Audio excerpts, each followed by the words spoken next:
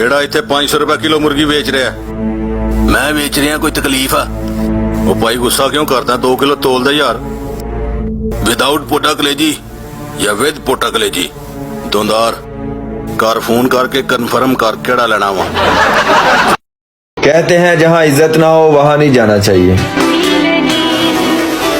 ला बंदा उन घर भी ना जाए।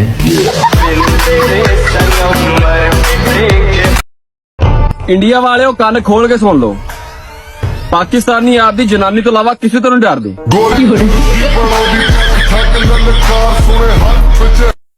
रिश्तेदारों के घर दाखिल होने की दुआ, अस्सलाम वालेकुम या मतलबी मखलूक।